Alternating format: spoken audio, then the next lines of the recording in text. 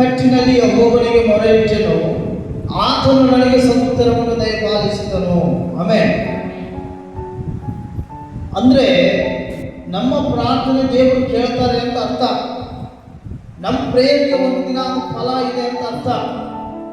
ಯಾಕೆ ಅಂತಂದ್ರೆ ದಾವೀದ ಯಾರು? ಇಸ್ರಾಯೇಲರಲ್ಲಿರುವ ಅರಸ. ಮಹಾನ್ ಪದವಿ ಸಿಕ್ಕಿದೆ ಅವನಿಗೆ ದೇವರ ಕಡೆಯಿಂದ.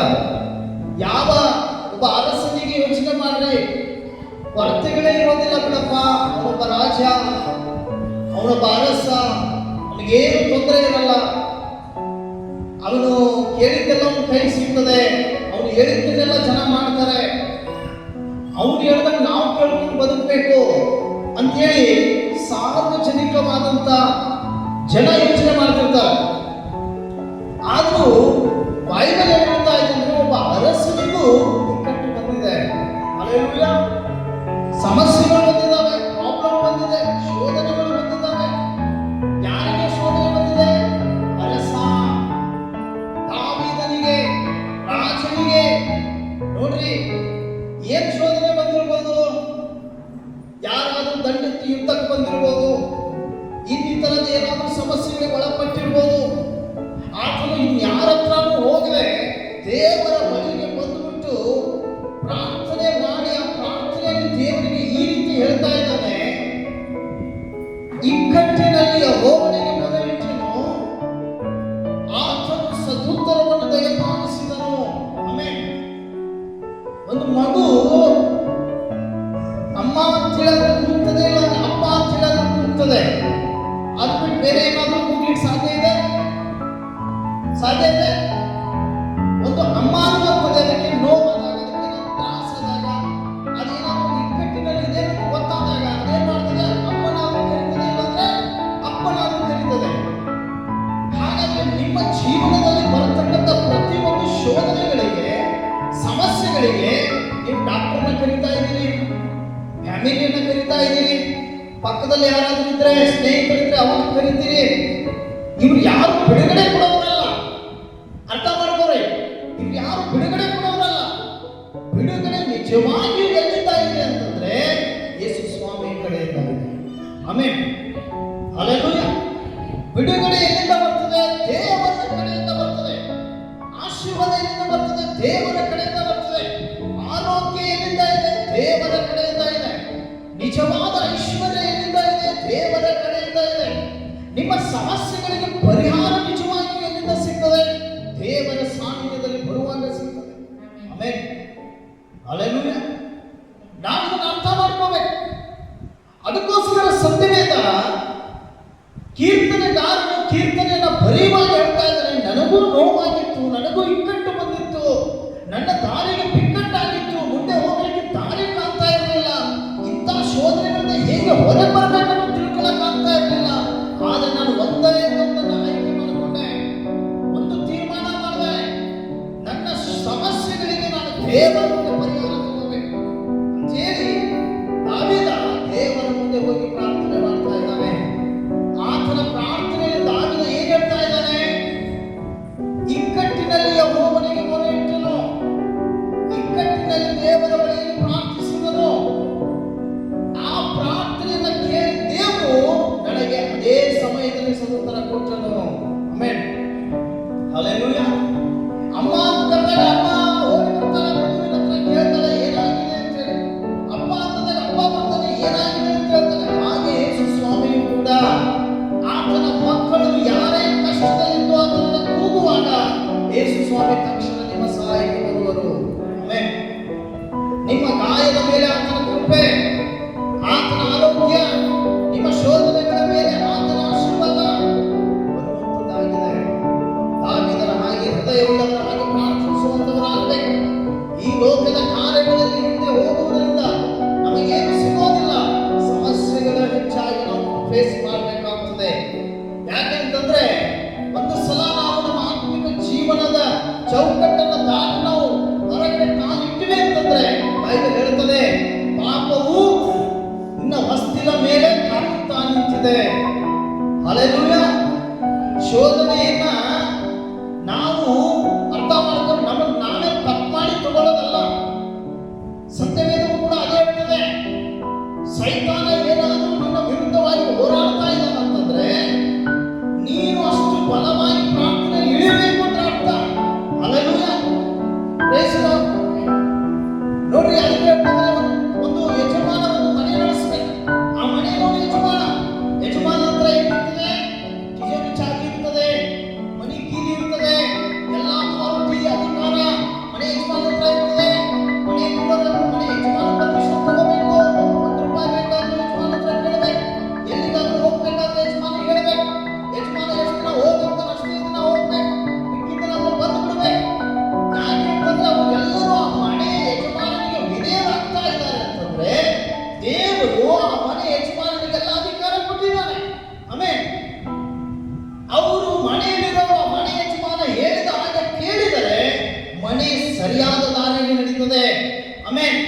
ಒಂದು ಗೌರವವಾದ ಕುಟುಂಬವಾಗಿ ಕಟ್ಟಲ್ಪಡ್ತದೆ. ಅರ್ಥ ಮಾಡ್ಕೊಂಡು ಸಂಸ್ಕೃತಿ ಉಳ್ಳಂತ ಕುಟುಂಬವಾಗಿ ಕಟ್ಟಲ್ಪಡ್ತದೆ. ಆ ಮನೆಯಲ್ಲಿರೋ ಯಾರಾದ್ರೂ ಮನೆ ಯಜಮಾನರ ಮಾತನ್ನು ತಿರಸ್ಕರಿಸಿದ್ರೆ, ಅವನಿಗೆ ಏನ್ ಬೇಕು ಅವನು ಬದುಕಲಿಕ್ಕೆ ಹೋದ್ರೆ ಖಂಡಿತವಾಗಿಯೂ ಆ ಮನೆ ಎರಡಾಗ್ತದೆ. ಆ ಮನೆಯಲ್ಲಿರೋ ನಿಜವಾದ ಆಶೀರ್ವಾದ ಹೋಗ್ತದೆ, ದೇವರ ಆಶೀರ್ವಾದ ಹೋಗ್ತದೆ, ಶಾಂತಿ ಹೋಗ್ತದೆ, ಸಮಾಧಾನ ಹೋಗ್ತದೆ, ಮನೆಯಲ್ಲಿರೋ ಐಶ್ವರ್ಯ ಹೋಗ್ತದೆ, ಎಲ್ಲರ ಮನಸ್ಸುಗಳು ಎರಡಾಗ್ತದೆ, ಒಬ್ಬರು ಕಂಡ್ರೆ ಒಬ್ಬರು ಆಗದ ಸ್ಥಿತಿಗೆ ಹೋಗ್ತಾರೆ. ನಂತರ ಮನೆಗೆ ಮುರಿದು ಎರಡಾಗ್ತದೆ. ನಂತರ ಅವರು ಬೇರೆ ಬೇರೆ ದಿಕ್ಕಿಗೆ ಹರಡಿ ಹೋಗ್ತಾರೆ, ಚದರಿ ಹೋಗ್ತಾರೆ. ಇಡೀ ಆ ಕುಟುಂಬವನ್ನ ಸೈತಾನ ನಾಶ ಮಾಡ್ತಾನೆ. ಒಂದು ಯಜಮಾನನ ಮಾತನ್ನ ಕೇಳದಿದ್ದಕ್ಕೆ ಇಷ್ಟೆಲ್ಲ ಶೋಧನೆಗಳನ್ನು ಎದುರಿಸುವುದು. ಅದಕ್ಕೆ ನಾನು ಹೇಳಿಕೆ ಬಯಸ್ತೇನೆ, ಯಾರು ಪಾಸ್ಟರ್ ಮಾತು ಕೇಳಲ್ಲ, ಯಾರು ಆ ಸೇವೆಗೆ ದೇವರು ಪ್ರತಿಷ್ಠಾಪನೆ ಮಾಡಿ ಆ ಸೇವಕರನ್ನ ಅಭಿಷೇಕಿಸಿ ನಾಡಿಗಾಗಿ, ಈ ಒಂದು ತಾಲೂಕಿಗಾಗಿ, ಜನರಿಗಾಗಿ ದೇವರು ಕೊಟ್ಟಿರ್ತಾರೆ, ಅವನ ಯಜಮಾನ, ಅವನ ಆತ್ಮಿಕ ತಂದೆ, ಅವನ ಕುರಿಗಳೆಲ್ಲ ಕಾಯುವ ಕುರುಬ, ಅವನ ಹತ್ರ ಎಲ್ಲ ಅಧಿಕಾರ ಇದೆ. ನೀವು ಎಲ್ಲಿ ಹೋಗ್ಬೇಕಾದ್ರೂ ಅದರ ಪರ್ಮಿಷನ್ ಬೇಕು. ಯಾಕಂದ್ರೆ ಆತನು ನಿಮ್ಮ ಆತ್ಮಗಳನ್ನು ಕಾಯುವವನ ದೇವರಿಗೆ ಲೆಕ್ಕ ಒಪ್ಪಿಸಬೇಕು. ಇವತ್ತು ಎಷ್ಟೋ ಜನ ವಿಶ್ವಾಸಿಗಳು ಏನ್ ಮಾಡ್ತಾ ಇದ್ದಾರೆ, ಪಾಸ್ಟರ್ ಹೇಳಿದ್ರು ಎಲ್ಲಿ ಬೇಡ ಅಂತ ಹೇಳದೆ ಹೋಗೋರಿದ್ದಾರೆ, ತಪ್ಪು ಮಾಡೋರಿದ್ದಾರೆ, ಪಾಸ್ಟರ್ ವಿರುದ್ಧವಾಗಿ ಹೋಗೋರಿದ್ದಾರೆ. ಚರ್ಚನ್ನು ಅವರು ಪಾಸ್ಟರ್ ದೃಷ್ಟಿಯಲ್ಲಿ ನೋಡ್ತಾರೆ, ದೇವರಿದ್ದಾರೆ ಬರಲ್ಲ. ಇವತ್ತು ಅವರು ಹೋಗೋ ದಾರಿ ಏನೋ ಅವರಿಗೆ ಸರಿ ಇದೆ ಅಂತ ಅನಿಸ್ತಿರ್ಬೋದು. ಮುಂದೊಂದು ದಿನ ಇಂಥ ದೊಡ್ಡ ಕಲ್ಲಿಟ್ಟು ಸೈತಾನ ಅವರು ಚಕ್ಕೊಂಡೋಗಿ ಅವ್ರನ್ನ ಕೆಡವಿ ಅವರ ದೇಹ ಗಾಯ ಮಾಡಿ ಅವ್ರನ್ನ ನಶಿಸಿ ಹೋಗೋದು ಮಾಡೋದು ಪ್ಲಾನ್. ಅರ್ಥ ಮಾಡ್ಕೋಬೇಕು. ಮನೆ ಯಜಮಾನನ ಮಾತು ಕೇಳದವರ ಮನೆ ಏನಾಗ್ತದೆ, ಆ ಮನೆಯ ಸ್ಥಿತಿ ಏನಾಗ್ತದೆ, ಬಿಸಿ ಹೋಗೋ ರೀತಿಯಲ್ಲಿ ಆಗ್ತದೆ, ಬಿದ್ದು ಹೋಗೋ ಜೀವನ ಆಗ್ತದೆ. ದೇವರ ಕಾರ್ಯ ಮಾಡಕ್ ಬರಲ್ಲ ಕುಟುಂಬದ ಮಧ್ಯದಲ್ಲಿ. ಯಾಕಂದ್ರೆ ಅವ್ರ ಮನೆ ಯಜಮಾನಿಗೆ ದೇವರ ಅಧಿಕಾರ ಕೊಟ್ಟಿದ್ರು ಸಹ ಅವರು ಅಧಿಕಾರದ ಅಧೀನದಲ್ಲಿರೋದಿಲ್ಲ. ಆ ಯಜಮಾನನ ಲೇವಲಲ್ಲಿ ಮಾತಾಡಕ್ ಹೋಗ್ತಾರೆ, ಅವರಿಗೆ ಅವಿಧೇಯರಾಗ್ತಾರೆ. ಅರ್ಥ ಮಾಡ್ಕೋಬೇಕು. ತಾವೀದ ಒಬ್ಬ ಅರಸನಾಗಿದ್ದರೂ ಸಹ ದೇವರ ಮುಂದೆ ತಗ್ಗಿಸಿಕೊಳ್ಳುವುದರಲ್ಲಿ ಬಹಳ ದೊಡ್ಡ ಪಾತ್ರವನ್ನು ವಹಿಸಿದನು. Amen, hallelujah. ಬಹಳ ದೊಡ್ಡ ಪಾತ್ರವನ್ನು ವಹಿಸಿದ. ಯಾಕಂದ್ರೆ ಅವನಿಗೆ ಗೊತ್ತಿತ್ತು, ಈ ಪದವಿ, ಈ ಐಶ್ವರ್ಯ, ಈ ಕಿರೀಟ ಎಲ್ಲ ಬಂದಿರೋದು ನನ್ನ ದೇವರ ಕಡೆಯಿಂದ ಅಂತ ಹೇಳಿ. Amen, hallelujah. ಅವನಿಗೆ ಗೊತ್ತಿತ್ತು ಎಲ್ಲವೂ ಸಹ ನನಗೆ ದೇವರು ಕೊಟ್ಟಿದ್ದಾರೆ. ದೇವರು ಕೊಡುವಾಗ ಹೇಳಿದ, ನಿನಗೆ ಏನೇ ಬೇಕಾದರೂ ನನ್ನ ಹತ್ರ ಕೇಳ್ಕೋ, ನಾನು ಅದನ್ನು ನಿನಗೆ ಕೊಡುವೆನು. ಕಾರಣ ದಾವೀದನ ಹೃದಯ ದೇವರ ತರ ಇತ್ತಂತೆ. ದಾವೀದನು ದೇವರ ಚಿತ್ತದಂತೆ ನಡ್ಕೊತಾ ಇದ್ದ. ಅದಕ್ಕೆ ದಾವೀದನು ಯಾವುದೇ ಕ್ಷಣದಲ್ಲಿ ಪ್ರಾರ್ಥಿಸಿದ್ರು ದೇವರ ಸ್ವರ ಬಂದ್ಬಿಡ್ತಿತ್ತು, ದೇವರ ಜೊತೆ ಮಾತಾಡ್ತಾ ಇದ್ದ. ಇವತ್ತು ನೀವು ಕಾಣದೇ ಇರುವ ಮಂಡಲದಲ್ಲಿ ಇಷ್ಟೆಲ್ಲ ಹೋರಾಟಗಳನ್ನು ಮಾಡ್ತಾ ಇದ್ರು, ಒಂದು ದಿನವೂ ಕರ್ತನ ಚಿತ್ತವೇನೆಂದು ತಿಳಿದುಕೊಂಡು ದೇವರ ಸೇವೆ ಮಾಡಲಿಲ್ಲ. ಬರೀ ಕಷ್ಟ ಬಂದಾಗ ಮಾತ್ರ ಜೀಸಸ್ ಅಲ್ಲ, ಯೇಸುವೆ ಅಂತ ಕರೆಯೋದಲ್ಲ. ನಾವು ನಮ್ಮ ಸುಖ ಜೀವನದಲ್ಲಿಯೂ ಸಹ ನಾವು ದೇವರಿಗೆ ನೆನಸಿದ ದಿನವನ್ನ ಕಳೆಯಬಾರದು. ದೇವರು ಇದ್ದಾನೆ ಅಂತಂದ್ರೆ ನಾವೆಲ್ಲರೂ ಇದ್ದೇವೆ. ದೇವರು ಕೊಟ್ಟಿದ್ದಾನೆ ಅಂತೇಳಿ ನಮಗೆಲ್ಲ ಸಿಕ್ಕಿದೆ.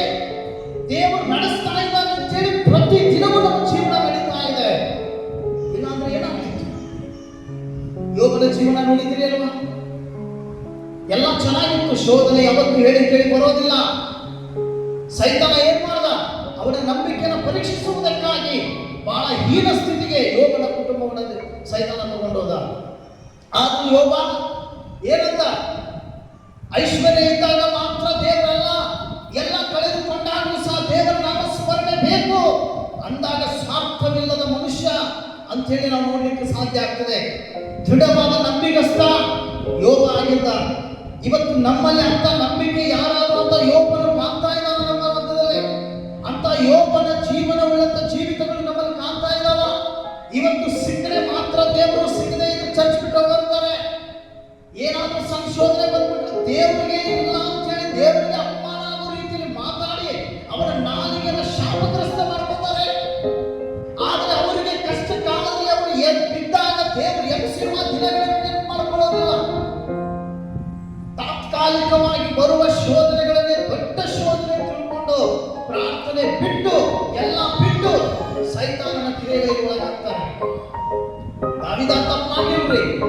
ದಾವೀದ ಏನ್ ಮಾಡ್ದ? ಕಷ್ಟ ಕಾಲದಲ್ಲಿ ಯೆಹೋವನಿಗೆ ಮೊರೆ ಇಟ್ಟನು. Amen, amen, hallelujah.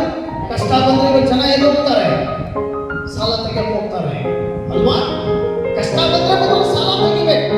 ಯಾಕಂದ್ರೆ ಪೈಸಾ ಆಯ್ತು, ದುಡ್ಡಿದೆ ಅಂದ್ರೆ ಎಲ್ಲ ಸಮಸ್ಯೆ ದುಡ್ಡಿದ್ರೆ ಮುಗೀತು, ಎಲ್ಲವನ್ನು ಗೆಲ್ಬಹುದು. ದುಡ್ಡಿದ್ರೆ ಎಲ್ಲ ಸಮಸ್ಯೆಗಳು ಪರಿಹಾರ. ದುಡ್ಡಿದ್ರೆ ಬಿಟ್ಟು ಹೋದ ಜನ ಎಲ್ಲ ವಾಪಸ್ ಬರ್ತಾರೆ. ದುಡ್ಡಿದ್ರೆ ನಾವು ಕೂತಲ್ಲೇ ಎಲ್ಲ ಕೆಲಸ ಆಗ್ತದೆ. ಹಣ, ಬೈಬಲ್ ಒಂದು ಮಾತು ಹೇಳ್ತದೆ, ಯಾರ ಹತ್ರ ದುಡ್ಡಿದೆ ಪಾಪವು ಕೊಡುವ ಸಂಬಳ ಮರಣವೂ ಇದೆ. ಹಲ್ಲೆಲೂಯಾ. ಅತಿಯಾದ ಐಶ್ವರ್ಯ, ಅತಿಯಾದ ಶ್ರೀಮಂತ ಮನುಷ್ಯರಿಗೆ ಅದೆಂತ ಶೋಧನೆಗಳಿರ್ತಾವ ಅನ್ನೋದು ನಿಮ್ಗೆ ಗೊತ್ತಿಲ್ಲ. ಒಂದು ದಿನ ಒಂದು ನ್ಯೂಸ್ ಅಲ್ಲಿ ನೋಡ್ತಾ ಇದ್ದೆ, ಒಬ್ಬ ಮನುಷ್ಯ ಅಗರ್ಭ ಶ್ರೀಮಂತ, ಆದ್ರೆ ಅವನ ಮನೆಯಲ್ಲಿ ಆಗ್ತಾ ಇರುವ ಮಾನಸಿಕ ತೊಂದರೆಗಳನ್ನು ತಡೆಕೊಳ್ಳಕ್ಕಾಗದೆ ಈ ಹಣ, ಈ ಐಶ್ವರ್ಯ ತಗೊಂಡು ಏನ್ ಮಾಡ್ಲಿ ಅಂತ ಹೇಳಿ ಯಾವುದೋ ಒಂದು ನದಿ ಹತ್ರ ಹೋಗಿ ಅಲ್ಲಿ ಬಿದ್ದು ಸತ್ತು ಹೋಗ್ತಾನೆ. ಅವನ ಹಣ ಎಲ್ಲೋಯ್ತು, ಅವನ ಐಶ್ವರ್ಯ ಎಲ್ಲೋಯ್ತು, ಅವನು ಕೋಟ್ಯಾಧೀಶ. ಮನುಷ್ಯನಿಗೆ ದುಡ್ಡು ಬೇಕಾ? ಹಣ ಐಶ್ವರ್ಯ ಬೇಕಾ? ಮನುಷ್ಯನಿಗೆ ನಿಜವಾದ ಪ್ರೀತಿ ಬೇಕು, ಒಳ್ಳೆ ಬದುಕು ಬೇಕು, ಒಳ್ಳೆ ವಾತಾವರಣ ಬೇಕು, ಒಳ್ಳೆ ಜ್ಞಾನ ಬೇಕು, ಒಳ್ಳೆ ಆರೋಗ್ಯಕರವಾದ ಜೀವನ ಬೇಕು. ಇದಕ್ಕಿಂತ ದೊಡ್ಡ ಐಶ್ವರ್ಯ ಮತ್ತೊಂದಿಲ್ಲ. ಇವತ್ತು ಹಣಕ್ಕಾಗಿ ಮನುಷ್ಯ ಏನ್ ಬೇಕಾದ್ರೂ ಮಾಡ್ತಾ ಇದ್ದಾರೆ. ಯಾರನ್ನಾದ್ರೂ ಕೊಲ್ತಾನೆ, ಯಾರನ್ನಾದ್ರೂ ತರ್ತಾನೆ, ಯಾರನ್ನಾದ್ರೂ ದ್ವೇಷಿಸ್ತಾನೆ, ಯಾರನ್ನಾದ್ರೂ ಕೆಡುತ್ತಾನೆ, ಯಾರನ್ನಾದ್ರೂ ಮೇಲೆ ಕೆತ್ತಾನೆ. ಹಣ ಇದ್ರೆ ಎಲ್ಲ ತಿಳ್ಕೊಂಡ್ಬಿಟ್ಟಿದ್ದಾನೆ. ಅದ್ರ ಒಂದು ತಿಳ್ಕೋಬೇಕು, ದಾವೀದ ಒಬ್ಬ ಅರಸನಾಗಿದ್ದರು, ಎಲ್ಲ ಐಶ್ವರ್ಯವುಳ್ಳವನಾಗಿದ್ದರು. ಕಷ್ಟ ಬಂದಾಗ ದೇವರ ಬಳಿಗೆ ಹೋದನು. Amen, hallelujah. ನಾನು ಇದನ್ನು ಅರ್ಥ ಮಾಡ್ಕೊಳ್ತಾ ಇಲ್ಲ. ನಮ್ಮ ಹತ್ರ ಇವತ್ತು ಏನೂ ಇರಲಿಲ್ಲ, ದೇವರ ಬಳಿಗೆ ಪ್ರಪ್ರಥಮವಾಗಿ ಬಂದಾಗ ನಮ್ಮ ಹತ್ರ ಏನೂ ಇರಲಿಲ್ಲ. ದೇವರೇನು ಹೇಳಿದ ಅಬ್ರಹಾಮನಿಗೆ, ನಾನು ಹೇಳುವ ಸ್ಥಳಕ್ಕೆ ಹೋಗು, ನಿನ್ನ ಗುಡಾರಗಳನ್ನು ಹಾಕು, ನಾನು ಇನ್ನೇನ್ ಮಾಡ್ತಾನೆ? ಆಶೀರ್ವದಿಸ್ತಾನೆ. ದೇವರು ವಾಗ್ದಾನ ಮಾಡಿದ್ರು ಅಬ್ರಹಾಮನಿಗೆ. ಅಬ್ರಹಾಮ ಏನ್ ಮಾಡ್ದ? ಮರು ಮಾತನಾಡದೆ ದೇವರ ಒಂದೇ ಒಂದು ಮಾತಿಗೆ ವಿಧೇಯನಾಗಬೇಕು. ದೇವರು ಏನ್ ಮಾಡಿದ್ರು? ಅವ್ರು ಎಲ್ಲೇ ಹೋದ್ರು ದೇವರು ಅವನಿಗೆ ಆಶೀರ್ವಾದ ಕೊಡ್ತಾರೆ. ಆಮೆನ್. ಇವತ್ತು ನಮ್ಮಲ್ಲಿ ವಿಧೇಯತ್ವಕ್ಕಿಂತ ಅವಿಧೇಯತ್ವ ಜನನೇ ಜಾಸ್ತಿ ಇದ್ದಾರೆ. ನಂಬಿಕೆ ಉಳ್ಳವರಾಗಿ ಪ್ರಾರ್ಥನೆ ಮಾಡುವುದಕ್ಕಿಂತ ಅಪನಂಬಿಕಸ್ಥರಾಗಿ ಬದುಕುವವರು ಜಾಸ್ತಿ ಇದ್ದಾರೆ. ಹಾಗಾದ್ರೆ ನೀವೇನ್ರಿ? ಅಬ್ರಹಾಮ ನಂಬಿಕಸ್ಥನಾಗಿದ್ದ, ದೇವರ ಆಶೀರ್ವಾದ ಪಡೆದನು. ಹಾಗಾದ್ರೆ ಅಪನಂಬಿಕಸ್ಥರು ದೇವರ ಆಶೀರ್ವಾದ ಪಡೆಯಲಿಕ್ಕೆ ಸಾಧ್ಯ ಇದೆ? ಅಪನಂಬಿಕಸ್ಥರು ಕರ್ತನ ಬಳಿಗೆ ಬಂದವರು ಎಷ್ಟೇ ಪ್ರಾರ್ಥನೆ ಮಾಡಿದ್ರು ದೇವರ ಕೃಪೆ ಬರಲಿಕ್ಕೆ ಸಾಧ್ಯ ಇದೆ? ಇಲ್ಲ. ಇವತ್ತವ್ರು ಏನೋ ಸಾಧಿಸ್ತಾರೆ ಅಂತ ಅನ್ಕೋತಾ ಇದ್ದಾರೆ. ಪ್ರಿಯ ಬಂಧುಗಳೇ, ಇನ್ನೊಂದು ಮಾತು ನಿಮ್ಗೆ ಹೇಳಿಕೆ ಬಯಸ್ತಾರೆ. ಯಾವ ವ್ಯಕ್ತಿ ತಪ್ಪು ಮಾಡ್ತಾ ಇರ್ತಾನೆ, ನಾ ತಪ್ಪು ಮಾಡ್ತಾನೆ ಇಲ್ಲ ಅಂತ ಬದುಕ್ತಿರ್ತಾನೆ. ನೆನಪಿರ್ಲಿ, ಯಾವ ವ್ಯಕ್ತಿ ತಪ್ಪು ಮಾಡ್ತಿರ್ತಾನೆ ಅವನ ಮನಸ್ಸು ಅವನಿಗೆ ಏನ್ ಹೇಳ್ತಿದ್ದಂತ ಸರಿಯಾಗಿ ಮಾಡ್ತಾ ಇರ್ತಾನೆ. ಆದ್ರೆ ಆ ಮನಸ್ಸಿನ ಒಳಗಡೆ ಬೀಜ ಪ್ರತಿದಿನ ಬಿತ್ತೋನು ಸೈತಾನ ಅನ್ನೋದು ಅವನಿಗೆ ಗೊತ್ತಾಗಲ್ಲ. ದೊಡ್ಡ ಶೋಧನೆ ಬಂದ ಮೇಲೆ ಅವಾಗ ಅವನಿಗೆ ಜ್ಞಾನ ಬರ್ತದೆ, ನಾನು ತಪ್ಪು ಮಾಡಿದೆ. ಹಲ್ಲೆಲೂಯಾ. ನೋಡ್ರಿ, ಯಾವತ್ತೂ ಕೂಡ ಹವ್ವಳು ಹಣ್ಣು ತಿನ್ನುವವರೆಗೂ ಸೈತಾನ ಮಾತನಾಡೋದನ್ನು ನಿಲ್ಲಿಸಿರ್ಲಿಲ್ಲ. ಸೈತಾನ ಹವ್ವಳನ್ನು ಬಿಟ್ಟು ಹೋಗಲಿಲ್ಲ. ಯಾವಾಗ ಅವಳ ಹಣ್ಣು ತಿಂದು ದೇವರ ಆಜ್ಞೆಯನ್ನು ಮುರಿದು ಪಾಪ ಮಾಡಿದ್ದು ಅವಾಗ ಸೈತಾನ ಬಿಟ್ಟು ಹೋದ. ಇವತ್ತು ವಿಶ್ವಾಸಿ ಜನಗಳ ಜೀವಿತಗಳಲ್ಲಿ ಕೂಡ ಇಂಥ ಕಾರ್ಯಗಳುಂಟು. ಅವರು ಸಭೆ ಬಿಟ್ಟು ಈ ಸಭೆ ಬಿಟ್ಟು ಹೋಗೋವರೆಗೂ ಸೈತಾನ ಅವರೊಟ್ಟಿಗೆ ಮಾತನಾಡೋದನ್ನು ನಿಲ್ಲಿಸಲ್ಲ. ಯಾಕಂದ್ರೆ ಅವರು ಪ್ರೇಮಿಸಿರ್ತಾರೆ, ಇನ್ನೊಂದು ಕುಟುಂಬ ನೋಡಿ ಬರ್ತಿರ್ತಾರೆ, ಇನ್ನೊಬ್ಬ ವ್ಯಕ್ತಿಯನ್ನು ನೋಡಿ ಬರ್ತಿರ್ತಾರೆ.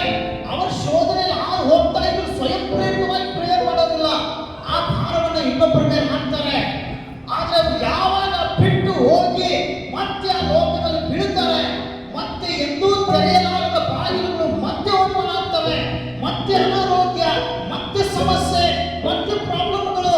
6 ತಿಂಗಳು 1 ವರ್ಷ ಗತಿಸಿದ ಮೇಲೆ ಆಲಯದಲ್ಲಿದ್ದಾಗ ಅವರ ನಗುಮುಖದ ಜೀವನ, ಆಲಯ ಬಿಟ್ಟು ಹೋದ್ಮೇಲೆ ಕಣ್ಣೀರು ಹಾಕುತ್ತಾ ಬರ್ತಾರೆ. ಯಾಕೆ?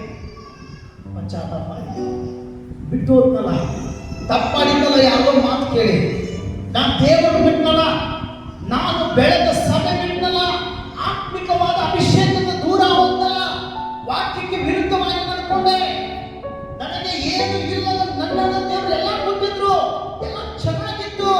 ಯಾರ್ದೋ ಪಕ್ಕದಲ್ಲಿ ಇರೋರು ಮಾತು ಕೇಳಿಬಿಟ್ಟು ತಪ್ಪು ಮಾಡಿಬಿಟ್ನಲ್ಲ. ಯಾವಾಗ ಪಶ್ಚಾತ್ತಾಪ? ಪಕ್ಕದಲ್ಲಿ ಇರೋನು ಎಲ್ಲಿವರೆಗೂ ನಿನ್ನ ಜೊತೆ ಮಾತಾಡ್ತಾರೆ ಗೊತ್ತಾ? ಆ ಸಭೆ ಬಿಡೋವರೆಗೂ ನಿನ್ನ ನೆಟ್ವರ್ಕ್ ಬಿಡೋದಿಲ್ಲ, ನಿನ್ನ ಮನೆಗೆ ಬರೋದು ಬಿಡೋದಿಲ್ಲ, ನಿನ್ನ ಹತ್ರ ಕುತ್ಕೊಂಡು ಚಾ ಕುಡಿದ ಮಾತಾಡೋದು ಬಿಡೋದಿಲ್ಲ. ಯಾವಾಗ ನೀನು ಆ ಚರ್ಚ್ ಬಿಡ್ತೀಯ ಅವತ್ತ ನಿನ್ನ ಮನೆಗೆ ಬರೋದು ಬಿಡ್ತಾನೆ. ನೆನಪಿಟ್ಕೋರಿ ಆತ್ಮಿಕ ವಿಶ್ವಾಸಿಗಳೇ, ಇದೊಂದು ರೀತಿಯಾದ ಆತ್ಮಿಕ ಹೋರಾಟ. ಇಲ್ಲಿ ಮೋಸ ಹೋಗೋರೇ ಹೆಚ್ಚು, ಆದ್ರೆ ನಂಬಿಕೆಯಿಂದ ಯೋಗನಾಗಿ ಕೊನೆವರೆಗೂ ನಿಲ್ಲೋರು ಬಹಳ ಜನ ಕಡಿಮೆ. ಅದಕ್ಕೆ ವಚನ ಏನು ಹೇಳ್ತು? ನಾಶನಕ್ಕೆ ಹೋಗುವ ದಾರಿ ಬಹಳ ಅಗಲವಾಗಿದೆ, ಆದ್ರೆ ನನ್ನ ಹಿಂದೆ ಬರುವ ದಾರಿ ಬಹಳ ಬಿಕ್ಕಟ್ಟಾಗಿದೆ. ದಾರಿ ಬಿಕ್ಕಟ್ಟಾಗಿದೆ, ಅಷ್ಟು ಸುಲಭ ಇಲ್ಲ. ನೀವು ಎಲ್ಲದರಿಂದ ಪಾರಾಗಿ ಹೆಣಗಾಡಿ ನನ್ನ ಹತ್ರ ಬರುವುದಾದ್ರೂ ಬನ್ನಿ. ಯೇಸು ಹೇಳಿದರು. Amen. Hallelujah. Praise the Lord. ವಚನ ಇಷ್ಟ ಹೇಳ್ತಾ ಇದೆ, ದಾವೀದನಿಗೆ ಇಕ್ಕಟ್ಟು ಬಂತು, ದಾವೀದನಿಗೆ ಸಮಸ್ಯೆಗಳು ಬಂತು, ದಾವೀದನಿಗೆ ಶೋಧನೆ ಬಂತು. ದಾವೀದ ಏನ್ ಮಾಡ್ದ? ಹಲೋ, ದಾವೀದ ಏನ್ ಮಾಡ್ದ? ಪ್ರಾರ್ಥನೆ ಮಾಡ್ದ. ಹಲ್ಲೆಲೂಯಾ. ಜೋರಾಗಿ ಹೇಳಿ, ದಾವೀದ ದೇವರ ಬಳಿಯಲ್ಲಿ ಪ್ರಾರ್ಥನೆ ಮಾಡಿದನು. ಹಲ್ಲೆಲೂಯಾ. ಇವತ್ತು ಸಮಸ್ಯೆಗಳು ಬರುವಾಗ ನಾವು ಎಲ್ಲೆಲ್ಲಿ ಹೋಗಿದ್ದೇವೆ ಸ್ವಲ್ಪ ನೆನಪು ಮಾಡ್ಕೊಂಡು ನೋಡುವ. ಸಮಸ್ಯೆಗಳು ಬರುವಾಗ ಮೊದಲು ಪಕ್ಕದ ಮನೆಯೊಳಗೆ ಹೋಗ್ತೀವಿ, ಅಲ್ಲಿ ಹೋಗಿ ಸಮಸ್ಯೆ ಹೇಳ್ಕೊತೀವಿ. ಅವ್ರೇನಂತಾರೆ, ಅವ್ರು ಬೇರೆನೇ ದಾರಿ ತೋರಿಸ್ತಾರೆ. ಯಾಕೆ? ಬೈಬಲ್ ಓದಲ್ಲ, ಬೈಬಲ್ ತೆಗಿಯಲ್ಲ, ಅದಕ್ಕೋಸ್ಕರ ಸಮಯ ಕಳೆಯಲ್ಲ. ಯೋಚನೆ ಮಾಡ್ರಿ, ಶೋಧನೆಗಳಿದ್ದಾವೆ, ಸಮಸ್ಯೆಗಳಿದ್ದಾವೆ. ನನ್ನ ಏಸಪ್ಪ ಹೇಳಿದ್ದಾರೆ, ಕಷ್ಟ ಕಾಲದಲ್ಲಿ ನನ್ನ ಮೊರೆ ಇಡ್ರಿ, ನಾನು ಸತ್ತರ ಕೊಡ್ತೇನೆ ಅಂದಿದ್ದಾರೆ. ವಾಕ್ಯ ಓದಿರ್ತೀರಿ, ಆದ್ರೂ ನೀವು ಹೋಗೋದೇ ಹತ್ರ, ಲೋಕದ ಜನ ಹತ್ರ ಹೋಗೋದೇ ಹತ್ರ. ಮೊದಲು ಹಾಸ್ಪಿಟಲ್, ಆಮೇಲೆ ದೇವರು. ಯೋಚನೆ ಮಾಡಿ, ಬಹಳ ಕೆಳಗಿದ್ದೇವೆ. ದೇವರಿಗೆ ಹತ್ತಿರವಾಗಿ ಬದುಕೊಂಡು ಇದ್ದು ಸಹ ಮೊದಲು ಅವರು ತಪ್ಪು ಮಾಡೋದಕ್ಕಿಂತ ಮುಂಚೆ ಸಾಧಿಸಲ ಯೋಚನೆ ಮಾಡ್ತಾರೆ. ವಾಕ್ಯ ದಾವೀದನು ಯಾವ ವಿಧದಲ್ಲಿ ನಡೆದುಕೊಂಡನು? ಸಾಮಾನ್ಯವಾದ ಜವಾಬ್ದಾರಿಗಳ ದಾವೀದನ ಮೇಲೆ ಲಕ್ಷಾಂತರ ಇಸ್ರಾಯೇಲರನ್ನು ನಡೆಸಿಕೊಂಡು ಹೋಗ್ಬೇಕು. ಯಾವುದೇ ದಂಡಕ್ಕೆ ಯುದ್ಧಕ್ಕೆ ಬಂದ್ರು ಯುದ್ಧ ತಂತ್ರಗಳನ್ನ ಹಿಡಿಬೇಕು. ಸೋಲು ಒಪ್ಪಿಕೊಳ್ಳದೇ ಇರುವ ಸರದಾರ ದಾವೀದ.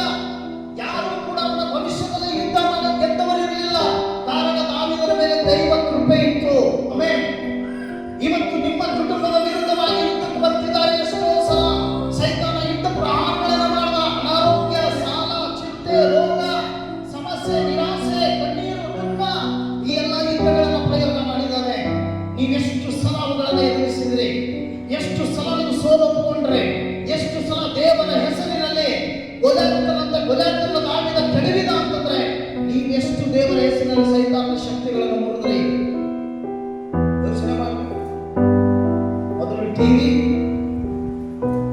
ಬರ್ತಕ್ಕಂಥ ಚಾನಲ್ಗಳು, ಅದಕ್ಕಾಗಿ ಮೊದಲು ಸಮಯ, ಬೆಟ್ಟದಷ್ಟು ಶೋಧನೆ ಇದ್ರು ಯೋಚನೆ ಮಾಡಿದ್ದೀರಾ? ದೇವರಲ್ಲಿ ಭಯ ಭಕ್ತಿ ಉಳ್ಳವನು ಎಂದೂ ಸಾಯ್ತ ತಪ್ಪು ಮಾಡಲ್ಲ.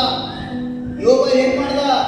ಎಂತೆಂತ ಶೋಧನೆಗಳು ಬಂದ್ರು ದೇವರ ನಾಮ ಸ್ಮರಣೆ ಮಾತ್ರ ಬಿಡಲಿಲ್ಲ ಅಂತೆ. ಏಸಪ್ಪ ಇದ್ದಾರೆ, ನನಗೆ ಬಿಡುಗಡೆ ಕೊಡ್ತಾರೆ. ಏಸಪ್ಪ ಇದ್ದಾರೆ, ನನ್ನ ಮೊದಲನೇ ಜೀವನ ನನಗೆ ಸಿಗ್ತದೆ. ಏಸಪ್ಪ ಇದ್ದಾರೆ, ಕಳೆದು ಹೋದ ಎಲ್ಲ ಐಶ್ವರ್ಯ ನನಗೆ ಮತ್ತೆ ದೇವರು ಮರಳಿ ಕೊಡ್ತಾರೆ. ಹೆಂಡತಿ ಬಂದು ಅಂತಾಳೆ, ನೀನು ಇನ್ನೂ ಈ ದೇವರ ನಾಮ ಸ್ಮರಣೆ ಬಿಡ್ಲಿಲ್ವಾ? ಇಷ್ಟೆಲ್ಲ ಕಷ್ಟ ಆಗ್ಬಿಟ್ಟು ದೇವರು ನಿನ್ನ ತಂದು ಬೀದಿಯಲ್ಲಿ ಹೋಗದ, ನಿನ್ನ ದೇವರನ್ನ ನೆಟ್ಟಿದ್ದಾವೆ. ಇವತ್ತು ನೀನೆಲ್ಲ ಕಳ್ಕೊಂಡೆ, ನನ್ನನ್ನು ಕಳ್ಕೊಂಡೆ, ಆದ್ರೂ ಇನ್ನೂವರೆಗೂ ದೇವರು ಬಿಡ್ತಿಲ್ವಲ್ಲ? ಅವಾಗ ಯೋಗ ಅಂತಾನೆ, ಏ ಹುಚ್ಚಿ, ಎಲ್ಲ ಇದ್ದಾಗ ಮಾತ್ರ ನಿನ್ನ ದೇವರು ಅಂತ ಇದೆಯಾ? ಆದ್ರೆ ಐಶ್ವರ್ಯ ಕೊಟ್ಟವನೇ ದೇವರಲ್ವಾ? ಈಗ ಅದನ್ನು ತೆಗೆದುಕೊಂಡವನು ದೇವರೇ ಅಲ್ವಾ? ನಾವೇನ್ ಮಾಡಬೇಕಾಗ್ತದೆ? ಯೆಹೋವನೇ ಕೊಟ್ಟನು, ಯೆಹೋವನೇ ತೆಗೆದುಕೊಂಡನು. ನಾವು ಎಷ್ಟು ಐಶ್ವರ್ಯವಂತರಾದ್ರೂ ಕೊನೆಯವರೆಗೂ ಈ ಭೂಮಿ ಮೇಲೆ ಬದುಕಲಿಕ್ಕೆ ಸಾಧ್ಯ ಇಲ್ಲವಲ್ಲ? ಒಂದಲ್ಲ ಒಂದಿನ ಮಣ್ಣು ಸೇರ್ಬೇಕಲ್ಲ? ಯಾಕೆ ನಿನ್ನ ಅಲ್ಪ ಬುದ್ಧಿಗೆ ತಿಳಿಲಿಲ್ಲ? ಅದಕ್ಕೆ ನಾನು ದೇವರನ್ನ ಬಿಡೋದಿಲ್ಲ ಅಂತ ಹೇಳಿದ. ಹೆಂಡತಿ ಹೇಳ್ದ, ಇವತ್ತು ನಮ್ಮಲ್ಲಿ ನಿಂತವ್ರು ಯಾರಿದ್ದಾರೆ? ಗಂಡ ಏನಾದ್ರು ಇರ್ತೀನಿ ಅಂದ, ಇವತ್ತು ಚರ್ಚಿಗೆ ಹೋಗೋಂಗಿಲ್ಲ, ಹೆಂಡತಿ ಚರ್ಚಿಗೆ ಬರೋದು ಬಂದ್ ಮಾಡ್ತಾಳೆ. ಯಾಕಂದ್ರೆ ದೇವರಿಗಿಂತ ಯಾರು ಶ್ರೇಷ್ಠರು? ಹೆಂಡತಿಗೆ ದೇವರಿಗಿಂತ ಯಾರು ಶ್ರೇಷ್ಠರು?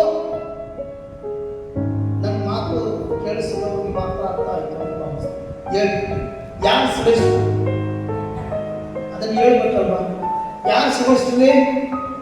ಸ್ವಲ್ಪ ಜೋರಾಗಿ ಹೇಳ್ರಿ ಅಲ್ವಾ? ಬೈಬಲ್ ಏನ್ ಹೇಳ್ತು? ತಾಯಿಯ ಗರ್ಭದಲ್ಲಿ ಪಿಂಡವಾಗಿರುವಾಗ ನಿನ್ನನ್ನು ಆರಿಸಿಕೊಂಡು ದೇವರು, ಆಮೇಲೆ ತಾಯಿಯ ಗರ್ಭದಲ್ಲಿ ಪಿಂಡವಾಗಿರುವ ನಿನ್ನ ಗಂಟೆಗೆ ನೀನು ಬಂದು ನನಗೆ ಎಂತಿ ಆಗ್ತಿ ಅಂತ ಹೇಳಿ, ಹಲ್ಲೆಲೂಯಾ. ಯಾರಿಗೂ ಗೊತ್ತಿರಲಿಲ್ಲ, ಆದ್ರೆ ಯೇಸಪ್ಪ ನಿಮ್ಮನ್ನು ಆಶೀರ್ವಾದ ಮಾಡಿದ್ರು. ಇವತ್ತು ಸೈತಾನ ಯಾರೋ ಮೂಲಕವಾಗಿ ನಿಮ್ಮ ಆತ್ಮಿಕ ಜೀವನಕ್ಕೆ ದೊಡ್ಡ ಅಡೆತಡೆ ತರ್ತಾ ಇದ್ದಾನಂದ್ರೆ ಸಕ್ಷಮ್ಯವಾಗಿ ನೀವು ಅದನ್ನು ಎದುರಿಸಬೇಕು. ದಾವೀದನ ತರ ಪ್ರಾರ್ಥನೆ ಮೊದಲೇ ಪ್ರಿಪೇರಿಂಗ್ ಇರ್ಬೇಕು. ಭಾನುವಾರ ಹೋಗ್ತಾ ಇದ್ದೀನಿ ಆಲಯಕ್ಕಂದ್ರೆ 2 ದಿನ ಮುಂಚಿತನೇ ನಿನ್ನ ಬಲವಾದ ಪ್ರಾರ್ಥನೆ ಕರ್ತನ ಮುಂದೆ ಬೇಕು. ಯಾಕಂದ್ರೆ 1ನೇ ಪೇತ್ರದಲ್ಲಿ ಏನ್ ಹೇಳ್ತು? ಸೈತಾನ ಸಿಗೋದೋಪಾದಲ್ಲಿ ಗರ್ಜಿಸುವಾಗಿ ಯಾರನ್ನು ನುಂಗಲಿ ಎಂದು ಸೈತಾನ ಏನ್ ಮಾಡ್ತಿದ್ದಾನೆ? ಪ್ರತಿ ದಿನವೂ ನಿಮ್ಮ ವಿರುದ್ಧವಾಗಿ ಹೊಂಚು ಹಾಕ್ತಾ ಇದ್ದಾನೆ.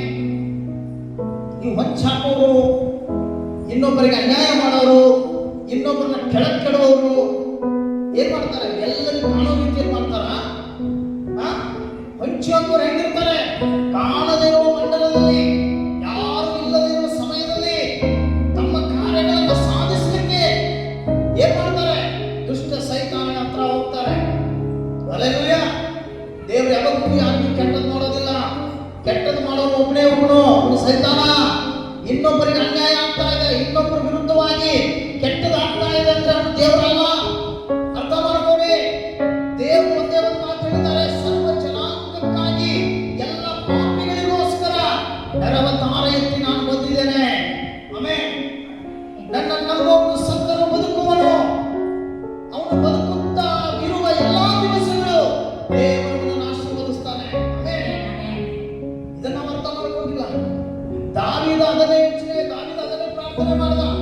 ಶೋಧನೆಗಳು ಬರುವಾಗ ನೀವು ಪ್ರಾರ್ಥನೆಯನ್ನು ನೀರಿನಲ್ಲಿ ಇಡಬೇಕು. ಇವತ್ತು ನಾವೇನು ಮಾಡ್ತಿದ್ದೇವೆ ಅಂತ ನಮ್ಮ ಪ್ರೇಯರಲ್ಲಿ ಇವತ್ತು ನೋಡ್ರಿ ಕೆಲಸ ಇರಲಿಲ್ಲ. ಎಷ್ಟೋ ಜನಕ್ಕೆ ಕೆಲಸ ಇರಲಿಲ್ಲ, ಆ ಸಮಯದಲ್ಲಿ ಪ್ರೇಯರ್ ಇರಲಿಲ್ಲ. ಈಗ ನಿಮ್ಮ ಹತ್ರ ಕೆಲಸ ಇದೆ, ಈಗ ನೀವು ಪ್ರೇಯರ್ ಮಾಡಿ ಹೋಗ್ತಿರ್ಬಾರ. ದೇವರು ಯೋಬನಿಗೆ ಕೊಟ್ಟ, ಯೋಬನಿಗೆ ತೆಗೆದುಕೊಂಡು ನೋಡಿದ. ಆದರೆ ಯೋಬನ ನಂಬಿಕೆ ಮಾತ್ರ ಯಾರು ಕಸ್ಕೊಳ್ಳಕ್ಕಾಗಲಿಲ್ಲ. ಆಮೇಲೆ ಇವತ್ತು ಲೋಕದಿಂದ ಬರುವ ಪ್ರತಿಯೊಂದು ಶೋಧನೆಗಳು ನಿಮ್ಮ ನಂಬಿಕೆಯ ವಿರುದ್ಧವಾಗಿ ಬರ್ತವೆ ಹೊರತು ನಿಮ್ಮನ್ನ ನಿಮ್ಮ ಈ ದೇವರಿಂದ ಅಗಲಿಸಲಿಕ್ಕಾಗಿ ಬರ್ತವೆ ಹೊರತು ಇನ್ಯಾವುದಕ್ಕಾಗಿ ಬರೋದಿಲ್ಲ. ಮನುಷ್ಯ ತಪ್ಪು ಮಾಡಬೇಕಾದ್ರೆ 1000 ಸಲ ಯೋಚನೆ ಮಾಡಬೇಕು. ಒಂದು ದಿನ ನೀವು ವ್ಯರ್ಥವಾಗಿ ಕಳೆದಿದ್ದೀರಿ ಅಂದ್ರೆ ನಿಮ್ಮ ದೇಹಕ್ಕೆ ನಿಮ್ಮ ಆಯುಷ್ ಕಮ್ಮಿ ಮಾಡ್ಕೊತಾ ಇದ್ರಿ ಅಂತ ಅರ್ಥ. ಅದರ ಅರ್ಥ ಏನು ಗೊತ್ತಾ? ವಚನದಲ್ಲಿ ಏನ್ ಬರೆಯಿತು? ದೇವರ ಆಲಯದಲ್ಲಿ ಕಳೆದ ಒಂದು ದಿನ ಸಹಸ್ರಾರು ದಿನಗಳಿಗೆ ಸಮಾನವಾಯಿತು. ಆಮೆನ್. ಅಂದ್ರೆ ನಾ ಆಲಯದಲ್ಲಿ ಆ ದಿನ ಕಳೆದಿಲ್ಲ ಅಂದ್ರೆ ಅದರ ಅರ್ಥ ನನ್ನ ಆಯುಷ್ ನಾನೇ ಕಡಿಮೆ ಮಾಡ್ಕೊತಾ ಇದ್ದೇನೆ. ಯಾಕೆ? ಎಂದೂ ತೆರೆಯಲಾದ ಡೋರ್ಗಳನ್ನು ನಾನು ಓಪನ್ ಮಾಡ್ತೇನೆ, ದೇವರನ್ನು ಬಂದ್ ಮಾಡಿರ್ತಾರೆ. ಅರ್ಥ ಮಾಡ್ಕೋಬೇಕು ನಾವು ಇದನ್ನ. ವಚನದಲ್ಲಿ ಇಷ್ಟೇ ಹೇಳ್ತೇವೆ. 2ನೇ ದಾವೀದ ಪ್ರಾರ್ಥನೆ ಮಾಡ್ತಾನೆ. 2ನೇ ವಚನ ಓದ್ಬೇಕು ನೀವು ಅದನ್ನ. 2ನೇ ವಚನ ಓದ್ರಿ.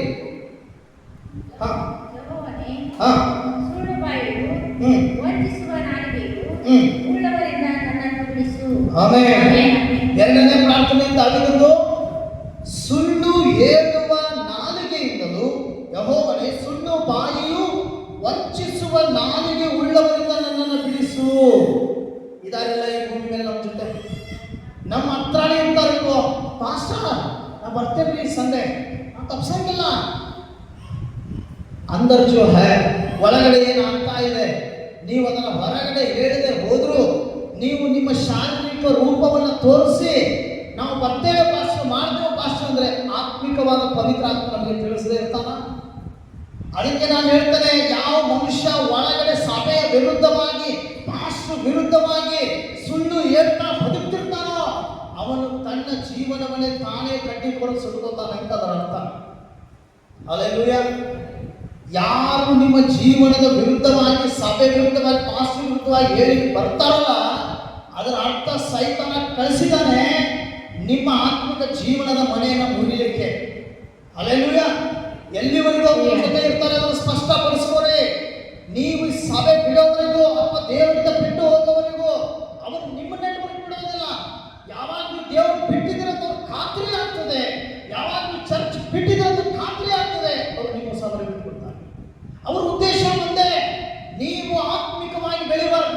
ಬಿಟ್ಟಿದ್ದೇವೆ, ಇವರೂ ಬಿಡಬೇಕು. ನಾವು ಉದ್ಧಾರ ಆಗಿಲ್ಲ, ಇವರು ಆಗೋದು ಬೇಡ. ಇಂಥ ಆಲೋಚನೆ ಉಳ್ಳವರು ಯಾರ ಮಕ್ಕಳು? ಸೈತಾನ ಮಕ್ಕಳು. ಸೈತಾನ ಮಕ್ಕಳು ಏನ್ ಮಾಡ್ತಾರೆ? ದೇವ ಜನರ ಮಕ್ಕಳು ಮನೆಗೆ ಹೋಗ್ತಾರೆ. ಯಾರ ಮನೆಗೆ? ವಿಶ್ವಾಸಿ ಮನೆಗೆ ಹೋಗ್ತಾರೆ. ಯಾವ ಬೀಜ ಬಿಡ್ತಾರೆ? ಯವ್ವ ನಾನಂತೂ ಆ ಚರ್ಚ್ ಬಿಟ್ಟು ಬಹಳ ತಪ್ಪು ಮಾಡಿದ್ದೆ, ಯವ್ವ ನೀನಾದ್ರೂ ಹೊಂಟಿಯಲ್ಲ ಹೋಗವ್ವ, ಹಿಂಗೆ ಹೇಳ್ತಾರ. ಹಿಂಗೆ ಹೇಳ್ತಾರ ಸೈತಾನ ಮಕ್ಕಳು. ಹಿಂಗೆ ಹೇಳ್ತಾರೆ ಇಲ್ಲ. ಅವ್ರೇನಂತಾರೆ? ಯಾಕೆ ಬಂದಿದ್ರಿ ಅಂತ ನೀವು ಕೇಳ್ತೀರಿ. ಅವಾಗ ಅವ್ರು ಹೇಳ್ತಾರೆ ನಮಗಾಗಲ್ಲ ಬಿಡ್ರಿ, ಅಲ್ಲಿ ಆಗೋದಿಲ್ಲ, ನಮ್ಗೆ ಸರಿ ಇಲ್ಲ. ವಾಕ್ಯ ನೋಡಿದ್ರೆ ಪಾಸ್ ನಮ್ಗೇ ನೋಡಿ ಹೇಳ್ತಾರೆ, ನಮ್ಗೇ ಮಾತಾಡ್ತಾರೆ, ಅದಕ್ಕೆ ನಾವು ಚರ್ಚಿಗೆ ಬರಲಿಲ್ಲ. ಅವಾಗ ಅಂತಾರೆ ನಾನು ಈ ಕಡೆ ಇದ್ದೇನೆ, ಈಗ ಯೂಟ್ಯೂಬ್ ಅಲ್ಲಿ ಮಸ್ತ್ ನೋಡ್ತಾ ಇದ್ದೇನೆ, ಭಾಳ ಆಶೀರ್ವಾದ ಇದೆ ಈ ಪಾಸ್ ಹತ್ರ, ಈ ಚರ್ಚಲ್ಲಿ ಭಾಳ ಬ್ಲೆಸ್ಸಿಂಗ್ ಇದೆ, ನೀನು ಬರ್ತೀನಂದ್ರೆ ಬಾ. ಏನ್ ಬಿತ್ತಿದ್ರು? ಹಲೋ ಇದೀರಾ? ಏನ್ ಬಿತ್ತಿದ್ರು ನಿಮ್ ತಲೆಯಲ್ಲಿ? ಹಣಜಿ ಬಿತ್ತಿದ್ರು. ಅಂದ್ರೆ ಆಲ್ರೆಡಿ ನಿಮ್ಮ ಮನಸ್ಸಿನಲ್ಲಿ ಒಂದು ಸಭೆ, ಒಬ್ಬ ಪಾಸ್ಟರ್, ಒಂದು ದೈವ ವಾಕ್ಯ ಇದೆ ಅಂತ ನೀವು ಬದುಕ್ತಾ ಇದ್ದೀರಿ. ಆದ್ರೆ ಸೈತಾನ ಏನ್ ಮಾಡ್ದ? ಇನ್ನೊಬ್ಬರು ಕಳಿಸಿ ನಿಮಗೆ ಇನ್ನೊಂದು ಪಾಸ್ಟರ್, ಇನ್ನೊಂದು ಸಭೆ, ಇನ್ನೊಂದು ಅದ್ಭುತ ನಿಮ್ ತಲೆ ಬಿತ್ತಲಿಕ್ಕೆ ಸ್ಟಾರ್ಟ್ ಮಾಡ್ದ. ಒಂದು ವಾರ ಬಿತ್ತಿದ್ರ ಅವ್ರು ಗೊತ್ತಿದೆ ಒಂದು ವಾರದಲ್ಲಿ ಫಲ ಬರಲ್ಲ ಇದು ಅಂತೇಳಿ ಹೋಗ್ತಾರೆ. ನೆಕ್ಸ್ಟ್ ಸಂಡೇ ಬರ್ತಾರೆ, ನೀವು ಕರೀದೇ ಇದ್ರು ಬರ್ತಾರೆ. ಬಂದ್ಬಿಟ್ಟು ಅಂತಾರೆ ಏನಾಯ್ತು, ಆರಾಮಿದೆಯಲ್ವಾ, ಹೋಗಿ ಬಂದ? ಹಾ ಹೋಗಿ ಬಂದೆ. ಹೌದಾ? ನಿಮ್ ಚರ್ಚಲ್ಲಿ ಹೆಂಗಾಯ್ತು ಅಂತ ನೀವು ಕೇಳ್ತೀರಿ. ಯಾವಾಗ ಅಂತಾರೆ ಭಾಳ ಅದ್ಭುತ್ರಿ, ಒಂದು ಸತ್ ಹೆಣ ತಂದಿದ್ರು ಎಷ್ಟು ಕಳಿಸ್ಬಿಟ್ರು ಪಾಸ್ಟರ್. ಹಾಲೆಲ್ಲ ಹಿಂಗಾಯ್ತು. ಅದೊಂದು ಸಂಡೇ. ಈಗ 100% ಅಲ್ಲಿ ಅವನ ವಿಶ್ವಾಸ 70ಕ್ಕೆ ಬಂದ್ಬಿಡ್ತು. ಅದನ್ನ ಏನಾಯ್ತು? ಆಲ್ರೆಡಿ 30% ಏನಾಯ್ತು, ಅವನ ಮನಸ್ಸು ತಿರುಗ್ತು. ಹಿಂಗೆ ಮಾಡಿ ಮಾಡಿ ಮಾಡಿ ಮಾಡಿ ನಿಮ್ಮ ಕೊನೆಯ ಆತ್ಮಿಕ ಜೀವನವನ್ನ ಕಿತ್ತು ಸೈತಾನ ತಗೊಂಡೋಗಿ ಹೆಸರು ಕೊಡ್ತಾನೆ. ಅದಕ್ಕೆ ನಾನು ಹೇಳ್ತೇನೆ, ಮನುಷ್ಯನಿಗೆ ಉಪಕಾರ್ಯ ಆಗಬೇಕು, ಅಪಕಾರ್ಯ ಆಗಬಾರ್ದು. ಅದನ್ನ ನಾವು ಯಾವತ್ತೂ ಕೂಡ ತಪ್ಪು ಕೆಲಸ ಮಾಡಲಿಕ್ಕೆ ಹೋಗಬಾರ್ದು. ದಾವೀದ ಏನಕ್ಕೆ ಪ್ರೇರ್ ಮಾಡ್ದ? ನನ್ನ ರಾಜ್ಯ ಸ್ಥಾನದಲ್ಲಿ ನನ್ನ ಜೊತೆ ಯಾರೇ ಇದ್ರು, ನನಗೆ ಯಾರೇ ಸುಳ್ಳು ಮಾತಾಡ್ತಾ ಇದ್ರು, ಅಂಥ ಜನರಿಂದ ನನ್ನನ್ನು ದೂರವಿಡು ದೇವರೇ. ಆಮೇಲೆ ನಿಜ ಅಲ್ವಾ? ನಮಗೆ ಮೋಸ ಮಾಡು, ಅನ್ಯಾಯ ಮಾಡು, ವಂಚಿಸು, ನಯವಾದ ಮಾತುಗಳನ್ನಾಡು, ಇವ್ರು ಯಾವತ್ತಿದ್ರು ನಮಗೆ ಕತ್ರಾಣೆ, ದೋಷನೇ. ಇವ್ರು ಯಾವತ್ತಿದ್ರು ನಮಗೆ ಅನ್ಯಾಯ ಮಾಡೋರೆ. ಯಾವಾಗ ನಮ್ಮ ಮನೆ ಬಿದ್ದು ಕೆಡಗುತ್ತಾರೆ ಹೇಳಿಕ್ ಬರುವಂತ ನಯವಾದ ಮಾತುಗಳಿಂದ. ಅದಕ್ಕೆ ಹೇಳ್ತೀನಿ, ಎಷ್ಟೋ ಜನ ಇವತ್ತು ನಮ್ಮ ಆತ್ಮಿಕ ಜೀವನ ಕೆಳಗಡೆ ತಪ್ಪಿಕೊಂಡಿದ್ದಾರೆ. ಯಾವ ವ್ಯಕ್ತಿ ಇವತ್ತು ನಾನು ಹೇಳಕ್ಕೆ ಬಯಸ್ತೇನೆ, ಯೇಸು ಅನ್ನುವಂತ ಶಬ್ದ ತೆಗೆದುಕೊಳ್ಳೋನು ಇದರಂತೆ ನಡೀತಾ ಇದ್ರೆ ಮಾತ್ರ ತಗೋಬೇಕು. ಇದರಲ್ಲಿ ಏನು ಬರೆದಿದೆ, ಇದು ಏನು ಹೇಳ್ತಾ ಇದೆ, ಇದರಲ್ಲಿ ಏನಿದೆ ಅದನ್ನ ತಿಳಿದುಕೊಂಡು ಅದರಂತೆ ನಡೀತಾ ಇದ್ರೆ ಮಾತ್ರ ನೀವು ಅದರ ಹೆಸರು ತಗೋ, ಅಂದ್ರೆ ನಿಮ್ಮ ಜೀವನ ಆಶೀರ್ವಾದ ಆಗ್ತದೆ. ಇವತ್ತೇನ್ ಮಾಡ್ತಾರೆ? ಮನೆಯಲ್ಲಿ ಪ್ರಾರ್ಥನೆ, ಹೊರಗಡೆ ಹೇಗೋ ಪಾಪದ ಜೀವನ. ಇದನ್ನು ಯಾರು ತಿಳಿಸೋದು? ಅರ್ಥ ಮಾಡ್ಕೊಂಡು ದಾವೀದ ಇಂಥ ಜನರಿಂದ ನನ್ನನ್ನು ಬಿಡಿಸು ಅಂತೇಳಿ ಪ್ರಾರ್ಥನೆ ಮಾಡ್ದ. ಈಗ ನಾವು ಪ್ರೇಯರ್ ಮಾಡಿದ್ದೇವೆ, ನೀವು ಪ್ರೇಯರ್ ಮಾಡಿದ್ರಿ. ಮೋಸ ಮಾಡೋರು, ಸುಳ್ಳು ಹೇಳೋರು, ವಂಚಿಸೋರು, ನಮ್ಮ ಆತ್ಮಿಕ ಜೀವನದ ವಿರುದ್ಧವಾಗಿ ಹೋರಾಡೋರು, ಇಂಥದ್ರಿಂದ ದೇವರನ್ನು ಬಿಡಿಸು ಅಂತೇಳಿ ಪ್ರೇಯರ್ ಮಾಡಿದ್ರಿ. ಈಗ ನೀವು ಪ್ರೇಯರ್ ಮಾಡಿದ್ರಲ್ವಾ? ಈಗ ದೇವರೇನು ಮಾಡ್ಬೇಕು ಅದಕ್ಕೆ ಉತ್ತರ ಕೊಡ್ಬೇಕು. ಯಾರ್ಯಾರೆಲ್ಲ ಇದಾರಲ್ಲ ನಿಮ್ಮಿಂದ ದೂರ ಇರಬೇಕು. ಈಗ ದೇವ್ರೇನ್ ಮಾಡ್ತಾರೆ, ಒಂದಿನ ನಿಮ್ಮಿಂದ ಅವ್ರನ್ನ ದೂರ ಇಡಕ್ಕೆ ಹೋಗ್ತಾರೆ. ನೀವೇನ್ ಮಾಡ್ತೀರಿ? ಫೋನ್ ಹಚ್ಚಿ, ಯಾಕೋ ಬಾಗಿನ ಫೋನ್ ಹಚ್ಚಿದಲ್ಲಿ. ಅಲ್ಲೆಲ್ಲೂ ವಾಕ್ಯ ಅರ್ಥ ಆಗ್ತಾ ಇಲ್ಲ, ವಾಕ್ಯ ಅರ್ಥ ಆಗ್ತಾ ಇದೆ. ಈಗ ನೀವು ಪ್ರೇಯರ್ ಮಾಡಿದ್ರಿ, ದೇವ್ರೇನ್ ಮಾಡಿದ ಉತ್ತರ ಕೊಡಕ್ಕೆ ಸ್ಟಾರ್ಟ್ ಮಾಡ್ದ. ಹೌದು, ನಿಮಗೆ ಗೊತ್ತಿಲ್ಲ, ನೀವೇನಂದ್ರೆ ದೇವರಿಗೆ ಯಾರು ಸುಳ್ಳು ಹೇಳ್ತಿದ್ದಾರೆ, ನನ್ನ ಜೀವನದ ವಿರುದ್ಧವಾಗಿ ಯಾರು ಹೋರಾಟಕ್ಕೆ ಬರ್ತಿದ್ದಾರೆ, ಅವ್ರು ಯಾರೇ ಇರಲಿ ನನ್ನಿಂದ ದೂರ ಮಾಡು ದೇವ್ರೆ, ನನ್ನಿಂದ ಬಿಡಿಸು ಅಂತ ಪ್ರೇಯರ್ ಮಾಡಿದ್ರಿ. ಈ ದೇವ್ರೇನ್ ಮಾಡಕತ್ತ? ನಿಜವಾಗಿ ನಿಮಗೆ ಗೊತ್ತಿಲ್ಲದೆ ಎಷ್ಟೋ ಜನ ನಿಮ್ಮನ್ನು ಮೋಸ ಮಾಡ್ಬೇಕಂತ ಬರ್ತಿರ್ತಾರೆ, ಅಥವಾ ಆಲ್ರೆಡಿ ನಿಮ್ಮನ್ನ ಮೋಸ ಮಾಡ್ಬೇಕಂತ ನಿಮ್ಮ ನೆಟ್ವರ್ಕ್ನಲ್ಲಿ ಇರ್ತಾರೆ. ನೀವು ಪ್ರೇಯರ್ ಮಾಡಿದ್ದಕ್ಕೆ ದೇವ್ರು ಏನ್ ಮಾಡಿದ್ರು? ಅಲ್ಲಿ ಕಾರ್ಯ ಮಾಡ್ಲಿಕ್ಕೆ ಸ್ಟಾರ್ಟ್ ಮಾಡಿದ್ರು. ಕಾರ್ಯ ಮಾಡ್ಲಿಕ್ಕೆ ಸ್ಟಾರ್ಟ್ ಮಾಡಿದಾಗ ಅವರು ನಿಮ್ಮಿಂದ ದೂರ ದೂರ ದೂರ ಹೋಗ್ತಿರ್ತಾರೆ. ಆದ್ರೆ ನೀವೇನ್ ಮಾಡ್ತೀರಿ? ಫೋನ್ ಹಚ್ಚೋರ್ಗೆ, ಯಾಕೆ ಫೋನ್ ಹಚ್ಚಿಲ್ಲ ನನ್ನ ಬಾಗಿನ ಅಂತ ನೀವಾಗಿ ನೀವೇ ಮತ್ತೆ ಅವ್ರ ಹತ್ರ ಹೋಗ್ತಿರ್ತೀರಿ. ನಿಮಗೆ ಗೊತ್ತಿರಲ್ಲ, ನೀವೇ ಅವ್ರ ನೆಟ್ವರ್ಕ್ ಮತ್ತೆ ಬೆಳೆಸ್ತಿರ್ತೀರಿ. ದೇವರು ದೂರ ಮಾಡ್ತಿರ್ತಾರೆ. ನೀವು ಹತ್ರ ಆಗ್ತಿರ್ತೀರಿ. ದೇವರು ದೂರ ಮಾಡ್ತಿರ್ತಾನೆ, ನೀವು ಹತ್ರ ಆಗ್ತಿರ್ತೀರಿ. ಅದಕ್ಕೆ ನಾನು ಹೇಳಿದ್ ಬಯಸ್ತೇನೆ, ಆತ್ಮಿಕವಾದ ಈ ಹೋರಾಟದಲ್ಲಿ ಸತ್ಯ ಅಸತ್ಯವನ್ನು ಅರ್ಥ ಮಾಡ್ಕೋರಿ, ತಿಳ್ಕೋಬೇಕು. ನಾವು ಸುಳ್ಳು ಹೇಳೋರ ನಮ್ಮ ಮಧ್ಯದಲ್ಲಿದ್ದಾರೆ, ವಂಚಿಸೋರು ನಮ್ಮ ಮಧ್ಯದಲ್ಲಿದ್ದಾರೆ, ತಪ್ಪದಾರಿ ಹೋಗೋರು ನಮ್ಮ ಮಧ್ಯದಲ್ಲಿದ್ದಾರೆ. ಪ್ರಿಯ ಬಂಧುಗಳೇ, ನಾವು ಅದನ್ನು ಅರ್ಥ ಮಾಡ್ಕೋಬೇಕು. ಇವತ್ತು ಬಾಸು ಯಾಕಮ್ಮ ತಪ್ಪು ಮಾಡಿದೆ, ಹಿಂಗೆ ಮಾಡಿದ್ರೆ ಇದು ಸರಿಯಾಗಲ್ಲ, ಈ ರೀತಿ ನಡ್ಕೊಳ್ಳೋದು ನೀವು ತಪ್ಪು ಅಂತ ಅಂದ್ಬಿಟ್ರೆ ಚರ್ಚ್ ಬಿಟ್ಬಿಡ್ತಾರೆ. ಹಲ್ಲೆಲೂಯಾ, ಚರ್ಚ್ ಬಿಟ್ಬಿಡ್ತಾರೆ. ಹಾಗಾದ್ರೆ ನಾನು ಈ ತರ ಕೇಳಿದ್ರೆ ಚರ್ಚ್ ಬಿಡೋದಾದ್ರೆ ಒಂದಿನ ಭಗವಂತನ ಹತ್ರ ಹೋಗಿ ನಿಂತಿರಲ್ಲ, ಅವಾಗ ಎಲ್ಲಿ ಹೋಗ್ತೀರಿ? ಅವಾಗ ಎಲ್ಲಿ ಹೋಗ್ತೀರಿ? ದೇವರು ಹೇಳ್ತಾನಂತೆ, ಪ್ರತಿಯೊಂದು ನ್ಯಾಯ ತೀರ್ಪಿದೆ, ಪ್ರತಿಯೊಂದು ಕಾರ್ಯ ಎನಿಸಲ್ಪಡ್ತದೆ.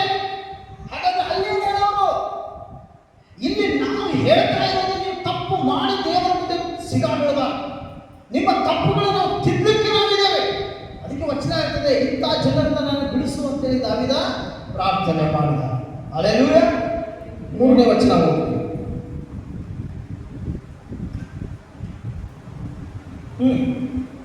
3ನೇ ವಚನ.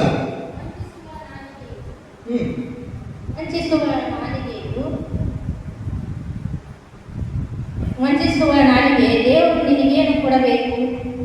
ಯಾವ ಹೆಚ್ಚಿನ ಶಿಕ್ಷೆಯನ್ನು ಒದಗಿಸಬೇಕು? ಶೂರನ ಹದವಾದ ಬಾಣಗಳನ್ನು, ಜಾಲಿಯ ಖಂಡಗಳನ್ನು ನಿನಗೆ ಕೊಡಲಿ. ದಾವಿದ ಏನು ಪ್ರೇಯರ್ ಮಾಡ್ದ? ನನಗೆ ಮೋಸ ಮಾಡುವ ಜನರೇ, ನನಗೆ ವಂಚಿಸುವ ಜನರೇ, ಸುಳ್ಳು ಹೇಳುವ ಜನರೇ, ದೇವರು ನೀವೇನು ಕೊಡಬೇಕು? ದೇವರು ಏನು ಕೊಡ್ಲಿಕ್ಕೆ ಸಾಧ್ಯ? ನಿಮ್ಮಂತವ್ರಿಗೆ, ಸುಳ್ಳು ಹೇಳೋರಿಗೆ, ಮೋಸ ಮಾಡೋರಿಗೆ, ಸಭೆ ವಿರುದ್ಧವಾಗಿ ನಿಲ್ಲೋರಿಗೆ, ಸಭಾ ಪಾಲಕರ ವಿರುದ್ಧವಾಗಿ ಮಾತಾಡೋರಿಗೆ ನಿನಗೇನು ಕೊಡಬೇಕು? ದಾವಿದ ಹೇಳ್ತಾರೆ. ಅದಕ್ಕೆ ಅವನು ಹೇಳ್ತಾನೆ, ಯಾವ ಹೆಚ್ಚಿನ ಶಿಕ್ಷೆಯನ್ನು ಒದಗಿಸಬೇಕು? ಇಂಥವ್ರ ಶಿಕ್ಷೆ ಇದೆ. ಹಾಗಾದ್ರೆ ಮೋಸ, ವಂಚನೆ, ಅನ್ಯಾಯ, ಅತ್ಯಾಚಾರ, ಸುಳ್ಳು ಹೇಳುವುದು, ಪಾಪ ಮಾಡೋದು, ಇದೆಲ್ಲವೂ ಸಹ ನರಕಕ್ಕೆ ಸಮಾನವಾದದ್ದು. ಇದು ಯಾವುದು ಪುಣ್ಯ ಕ್ರಿಯೆಗಳಲ್ಲ, ಇದು ಯಾವುದು ದೇವರ ಬಳಿಗೆ ಬರುವಂತ ಕಾರ್ಯಗಳಲ್ಲ, ಇದೆಲ್ಲವೂ ಸಹ ನರಕಕ್ಕೆ ಸಮಾನವಾದಂತಹ ಕಾರ್ಯಗಳು. ಬೈಬಲ್ ಹೇಳ್ತದೆ, ಯಾವ ಹೆಚ್ಚಿನ ಶಿಕ್ಷೆಯನ್ನು ದೇವರು ಕೊಡ್ತಾನೆ?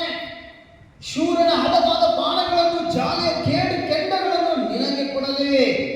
Hallelujah, hallelujah. ನಿನಗೆ ಏನಾಗಲಿ?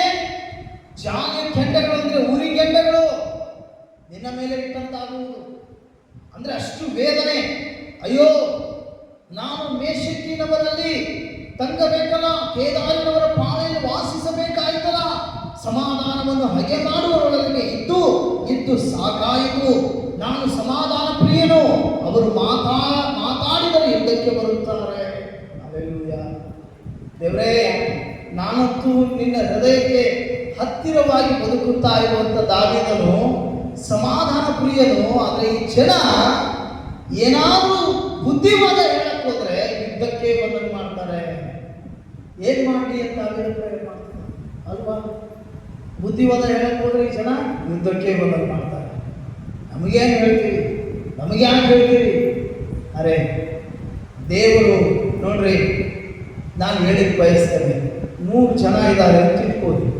100 ಜನ ಇದ್ರೆ ಆ 100 ಜನ ವಿಶ್ವಾಸಿಗಳಂತೆ ಬದುಕ್ತಿರ್ತಾರೆ ಸಾರ್ವಜನಿಕ ಜೀವನದಲ್ಲಿ. ಎಲ್ಲ ಜನರ ದೃಷ್ಟಿಗೆ ಅವ್ರು ಏನಪ್ಪ, ಹೊರಗಿನ ಜನರ ದೃಷ್ಟಿಗೆ ಅವ್ರು ಹೆಂಗಿದ್ದಾರೆ? ಚರ್ಚೆಗೆ ಹೋಗ್ತಾರೆ, ಅಷ್ಟೇ ಅವ್ರಿಗೆ ಗೊತ್ತು. ಇವ್ರು ಏನು ಮಾಡ್ತಾರೆ, ಎಂತ ಮಾಡ್ತಾರೋ ಏನು ಗೊತ್ತಿರಲ್ಲ.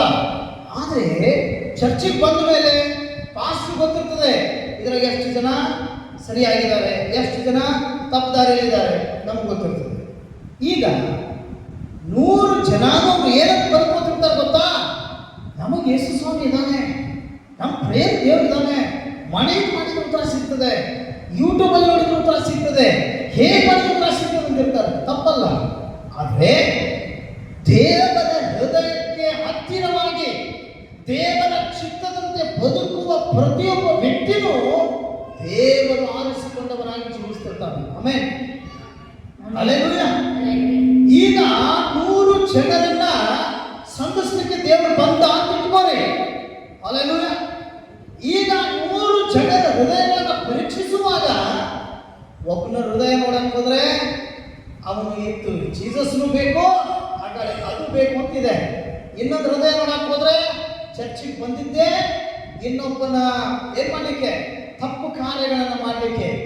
ಅರ್ಥ ಮಾಡ್ಕೋರಿ, ಲೋಕದ ವಿಚಾರಗಳನ್ನ ಇಟ್ಕೊಂಡು ಚರ್ಚಿಗೆ ಬಂದಿದ್ದಾನೆ. ಇನ್ನೊಬ್ಬ ಹೃದಯ ಇದೆ, ಪ್ರಾರ್ಥನೆ ಮಾಡ್ತಾನೆ, ಆದ್ರೆ ಲೋಕದಲ್ಲಿ ಇದ್ದಾಗ ಪಾಸ್ಟರ್ ಬಗ್ಗೆ ಮಾತಾಡ್ತಾನೆ. ಇನ್ನೊಬ್ಬ ಹೃದಯ ಹೇಗಿದೆ, ಯಾವತ್ತೋ ಒಂದು ಸಂಡೆ ಬರ್ತಾರೆ, 3 ಸಂಡೆ ದೇವರ ಆಜ್ಞೆಗೆ ವಿರುದ್ಧವಾಗಿ ನಡ್ಕೊಂಡು ಬಿಟ್ಬಿಡ್ತಾರೆ. ಇನ್ನೊಬ್ಬ ಹೃದಯ ಹೇಗಿದೆ, ಅವರೆಲ್ಲ ಬರ್ತಾರೆ, ಚರ್ಚಿಗೆ ಬರ್ತಾರೆ, ಪ್ರೇಯರ್ ಮಾಡ್ತಾರೆ, ಎಲ್ಲ ಮಾಡ್ತಾರೆ, ಅವ್ರು ಕಾಣಿಕೆ ದಶಮಾಂಶ ಕೊಡೋದ್ರಲ್ಲಿ ಮಾತ್ರ ಇಲ್ಲವೇ ಇಲ್ಲ.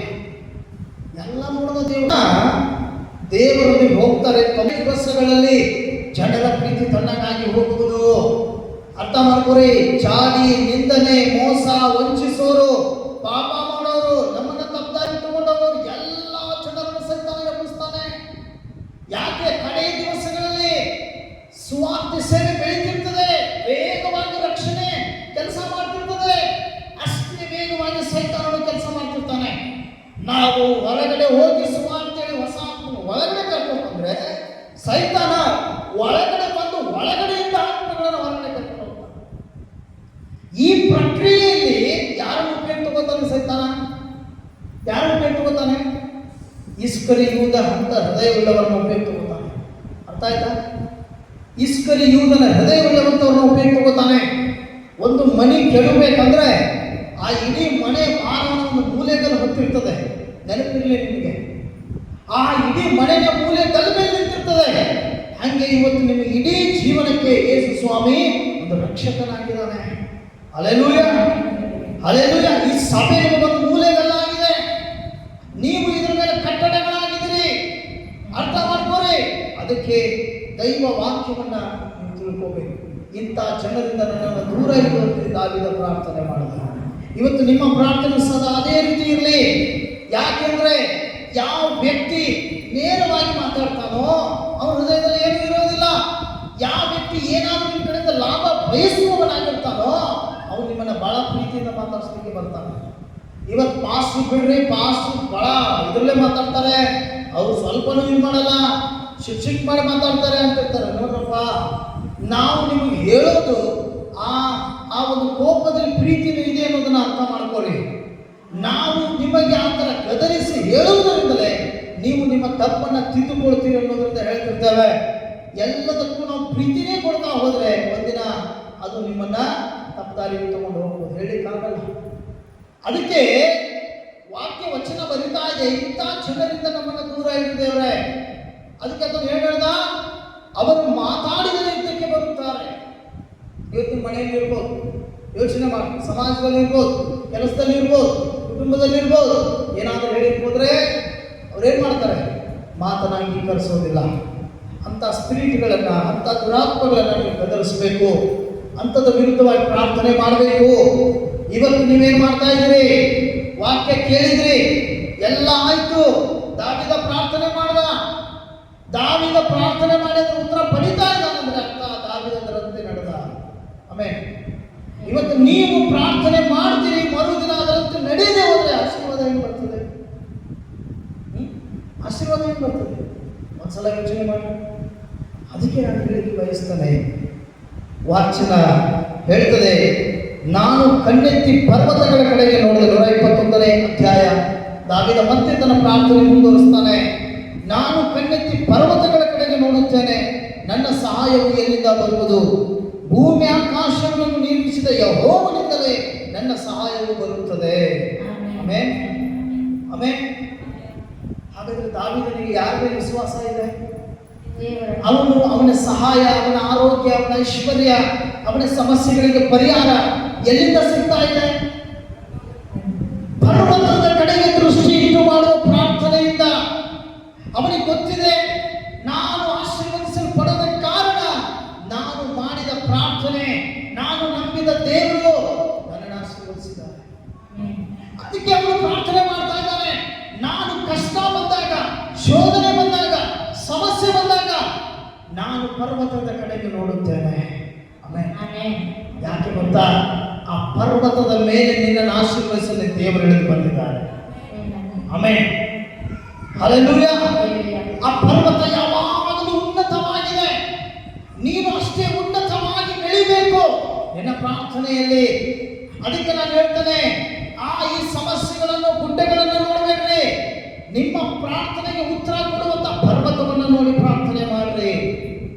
ದೇವರ ಕಡೆಯಿಂದ ಉತ್ತರ ಬರ್ತದೆ, ಆಮೆನ್. ಬಿಡುಗಡೆ ಸಿಗ್ತದೆ, ದೇವರು ಕಾರ್ಯ ಮಾಡ್ತಾರೆ. ಅದಕ್ಕೆ ಆತನು ಹೇಳ್ತಾ ಇದ್ದಾನೆ, ನನ್ನ ಸಹಾಯವು ಬರುತ್ತದೆ. ಇವತ್ತಿನವರೆಗೂ ನಮಗೆ ನಮ್ಮ ಪ್ರಾರ್ಥನೆಗೆ ಸಿಕ್ಕ ಉತ್ತರ ಆ ಪರ್ವತದ ಕಡೆಯಿಂದ ಬಂದ ಸಹಾಯ. ಆಮೆನ್. ಹಲ್ಲೆಲೂಯಾ. ಹಲ್ಲೆಲೂಯಾ. ಅದೇ ಪರ್ವತವನ್ನೇ ಹತ್ತಿ ಹೋದಲ್ವ ಮೋಸೆ, ಏನ್ ತಗೊಂಡು ಬಂದ? ಕೈಯಲ್ಲಿ 10 ದಶಾಜ್ಞೆಗಳನ್ನು ತಗೊಂಡು ಬಂದ. ಯಾವ ಪರ್ವತವನ್ನು ಹತ್ತೀರಿ, ದೇವರೊಂದಿಗೆ ನೀವು ಮಾತನಾಡ್ತೀರಿ. ನಿಮ್ಮ ಪ್ರಾರ್ಥನೆಯ ಪರ್ವತವನ್ನು ಹತ್ತುವಾಗ ನಿಮಗೆ ಸ್ವಲ್ಪ ಸ್ಟ್ರಗಲ್ ಮಾಡಬೇಕಾಗ್ತದೆ. ಆದರೆ ಹೇಗಾದರೂ ಮಾಡಿ ಪರ್ವತ ಹತ್ತಿರಿ, ನೀವು ದೇವರನ್ನ ಸಂಧಿಸ್ತೀರಿ, ದೇವರಲ್ಲಿ ಮಾತನಾಡ್ತೀರಿ, ದೇವರು ಕೂಡ ಉತ್ತರ ತಗೊಂಡು ಬರ್ತೀರಿ. ಪ್ರಿಯ ಬಂಧುಗಳೇ, ಇವತ್ತು ನಾನು ಹೇಳಿ ಬಯಸ್ತೇನೆ, ನೀವು ಯಾವುದೇ ಶೋಧನೆಯಲ್ಲಿ ಹಾದು ಹೋಗ್ತಾ ಇದ್ರು, ಆ ಶೋಧನೆ ನಿಮ್ಮನ್ನ ಕೆಡವಲಿಕ್ಕಾಗಿ ಬಂದಿಲ್ಲ, ಆದ್ರೆ ಆ ಶೋಧನೆಯಿಂದ ನೀವು ಕಲಿಬೇಕಾದದ್ದು ಬಹಳಷ್ಟಿದೆ. ಅದನ್ನು ನೀವು ಮಾಡಿ, ನಿಮ್ಮ ಪ್ರಾರ್ಥನೆ ಹೆಚ್ಚಾಗಬೇಕು. ಹೇಗೆ ಯೋಬನು ಕೊನೆಯವರೆಗೂ ತನ್ನ ನಂಬಿಕೆಯನ್ನು ಬಿಡದೆ ಕರ್ತನಲ್ಲಿ ಪ್ರಾರ್ಥಿಸಿದ್ದಕ್ಕೆ ಯೋಬನಿಗೆ ದೇವರು ಏನು ಮಾಡಿದ್ರು? ಮೊದಲಿದ್ದ ಐಶ್ವರ್ಯಕ್ಕಿಂತಲೂ ಇನ್ನೂ ದುಪ್ಪಟ್ಟಾದ ಐಶ್ವರ್ಯವನ್ನ ದೇವರು ಯೋಬನಿಗೆ ಕೊಟ್ಟರು. ಇವತ್ತು ನಾವು ಪ್ರಾಮಾಣಿಕರ ಅನ್ನೋದನ್ನ ಪರೀಕ್ಷೆ ಮಾಡ್ಕೋಬೇಕು. ದೇವರು ಯಾರ ಪ್ರಾರ್ಥನೆ ಕೇಳ್ತಾರೆ? ನೀತಿವಂತಿಕೆ ಉಳ್ಳವನ ಪ್ರಾರ್ಥನೆ ದೇವರು ಕೇಳ್ತಾರೆ. ನಾವು ನೀತಿವಂತರ